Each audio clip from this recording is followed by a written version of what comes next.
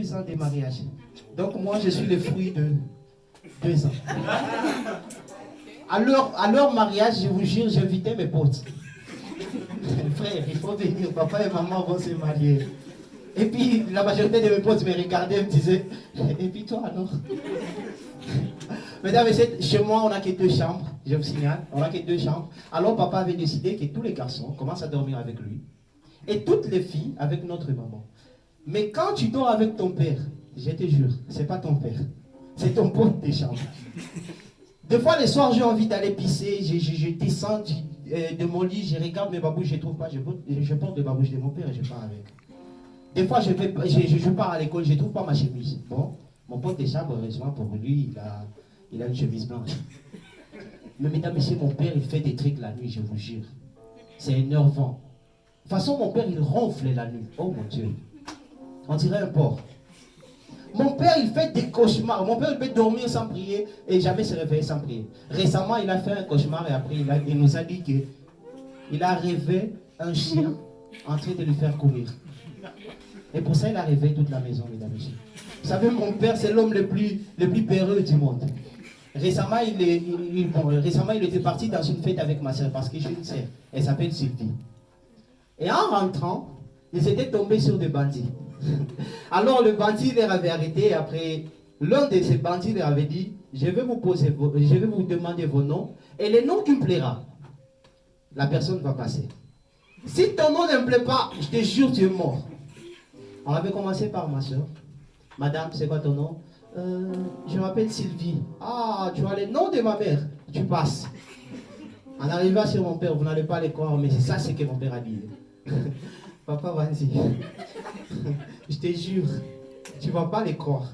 Mais moi aussi, je m'appelle Sylvie. Mais c'est mon père est bizarre. Mais c'est que j'aime chez mon père et qui m'avait inscrit à l'école. Et il y a des trucs que j'aime pas à l'école. Mesdames et messieurs, imaginez-vous, une personne de 7 ans, un enfant de 7 ans qui part à l'école pour sa première fois. Première phrase de toute son expérience scolaire, c'est papa fume la pipe. Pourquoi apprendre ça aux enfants, mesdames et messieurs? Les garçons, imaginez-vous, fument. Les filles, pipe, imaginez-vous. Mais c'est grave. Deuxième phrase de toute son expérience scolaire, c'est papa tape maman. Eh bien, c'est faux.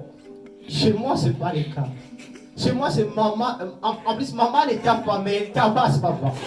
Je vous jure, mesdames et messieurs. À l'école, il y a des trucs qu'on ne comprend pas. Comme moi, par exemple, il y a des cours où on nous mange, je vous jure. Comme quoi en géographie. Moi, j'accepte l'idée que la superficie de la RDC, c'est 2 345 000, mais pas kilomètres carrés, je vous jure. Pas kilomètres carrés. Et si on peut imaginer la carte de la RDC dans vos têtes, est-ce que c'est carré? Alors comment le gars il avait fait pour trouver 100 km²?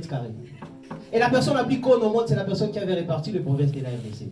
À l'école, on nous a toujours dit que s'il y a les hauts, il doit y avoir le bas. S'il y a les nord, il doit y avoir le sud, l'est et l'ouest. Mais la personne la plus conne, c'est la personne qui avait réparti les provinces de la RDC. Le gars, il avait trouvé les nord Kivu, les sud Kivu, où est l'est Kivu? Où est l'ouest Kivu?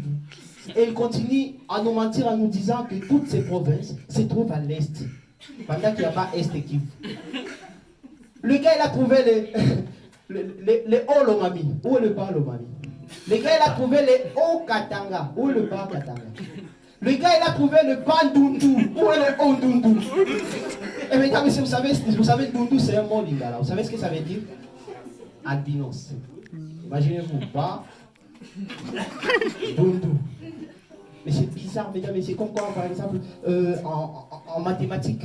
Aussi, on nous ment. On nous a toujours dit que tout nombre multiplié par 1 donne ce même nombre. Oh, c'est ça, non? Alors, je vais prendre 2 personnes ici. Par exemple, c'est 2 gens ici. Je vais leur multiplier par moi.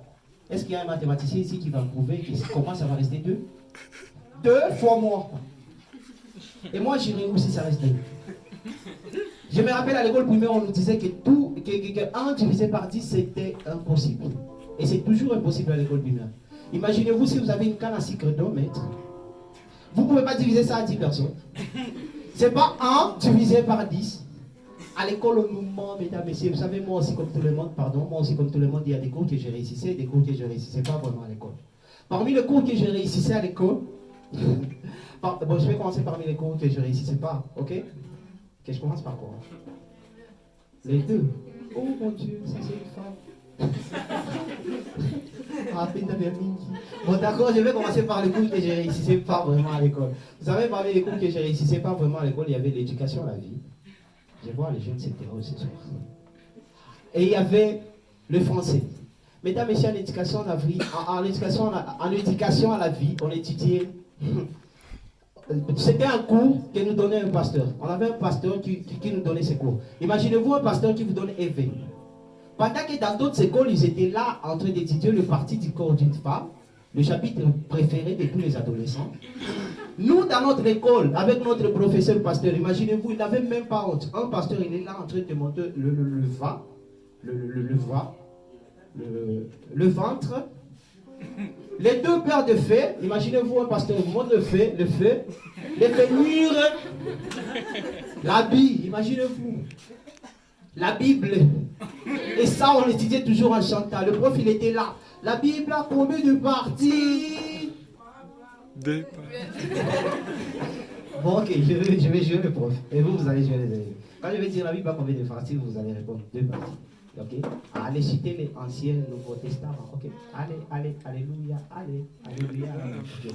La Bible a combien de parties? Et lui, il est au bas. La Bible a combien de parties? Oh, deux parties. Allez, citez-les. Nouveau Testament. Allez, alléluia, allez. Allez, alléluia, allez. Allez, alléluia, allez. Alléluia. Oh, Rita, Shika Wasana. Alléluia. Karibu Yesu. Et ça, on a étudié toute l'année, je vous dis.